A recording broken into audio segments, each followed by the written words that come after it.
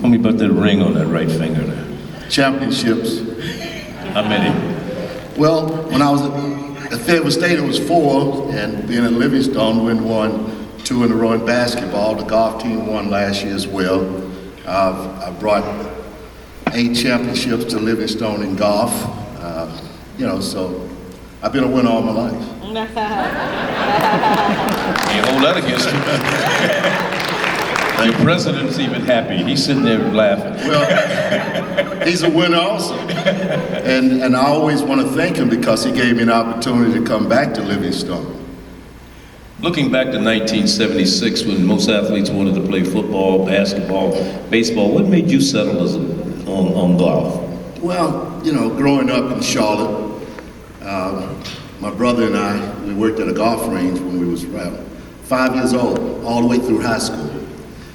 It was a game that was different. I played all sports. I played basketball in high school, football and things like that, but golf was the game that I liked because you can dress, you can play it all your life, and you meet a lot of good people. I mean, you can get out and just enjoy yourself just by meeting people. And I've met a lot of people through the game, so it just fit my personality. I see. You were named CIAA Coach of the Year on several occasions in the late '80s. What do you contribute to that success? Well, it's a lot of hard work. When I was at Fayetteville State University, I used to watch my golf coach, Dr. Walker, and I always wanted to be a golf coach. I majored in physical education because I always wanted to coach. And just by doing that, it gave me the idea of getting involved in coaching, and that's what happened. Most of the successful golf programs, even at HBCUs, have very few participants of color. How do you change that? Well, you have to give the kids an opportunity to be exposed to the game. That's been very important to me. That's why I started the junior clinics around, I managed golf courses, pro at worked there for 14 years, and put on a lot of clinics. I've done a lot of things in Charlotte with kids. If you give them the opportunity, I have 3 kids of my own, and I'd say, listen guys, you don't have to play the game, but I want to expose you to the game because it's going to connect you to a lot of important things in life. So just getting that exposure to the young youth today is the key. Back in the day, as they say, there was the Charlie Sifford passed away last year, Lee Elder, Jim Thorpe, people such as that, Calvin Pete, Althea Gibson, and of course most recently Tiger Woods. Do you feel the interest among African Americans in that sport has waned a little bit? It's getting better to a certain extent. Growing up, that's why I had to take some different routes. Charlie Sifford was a great leader, a great friend of mine. He grew up with my father, my grandfather.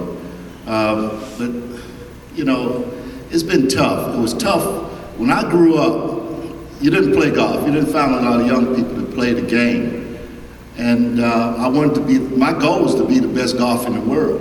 And when I graduated from college, I sort of looked at the picture because you didn't get drafted in this sport. You had to find sponsors. And we was unfortunate to have those type sponsors. So I had to wing into some other areas because I wanted to stay in the game.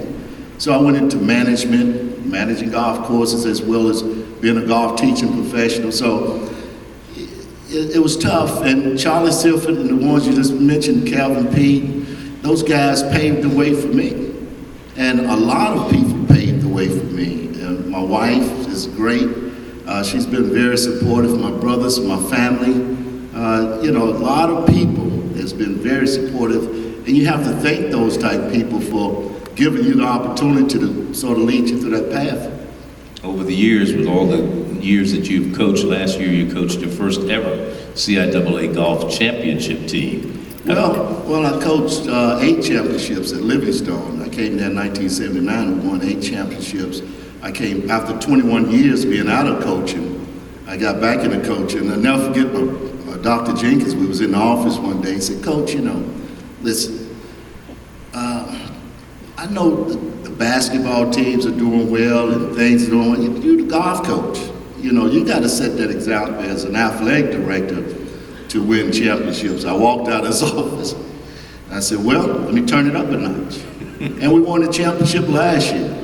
So, I've been around coaching and winning championships, but hasn't been easy, but it's been great. What turned the corner last year for you at Livingstone? In which sport? Everything. In golf. I mean, in terms of one you coached. Well, Dr. Jenkins brought me back. The golf program, they cut it out. So Livingstone, we didn't have a golf. They won the national championship.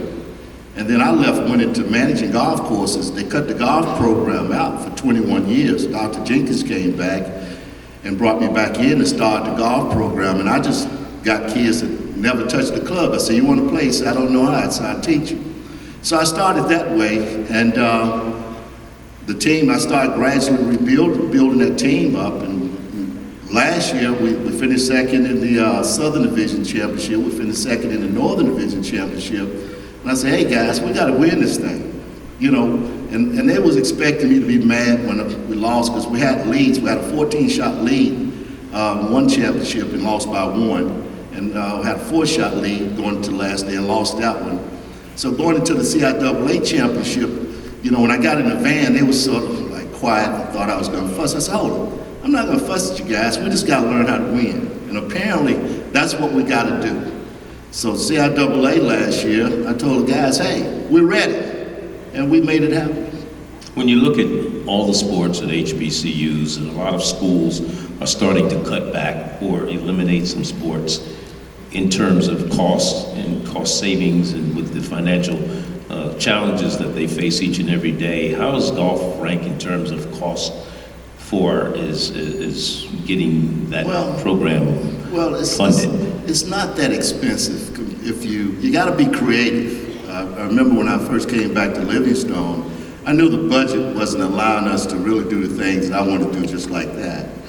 So I went out in the community. A lot of friends, I've been in the game all my life, so I know a lot of people in the game. So just going around to my friends and say, hey, I need sets of golf clubs. I need some money to support this golf program. So you have to be creative a little bit to do some fundraisers and having golf tournaments and things like that. So that was the path that I took. All right, Andre Springs, 2016 CIAA Hall of Fame.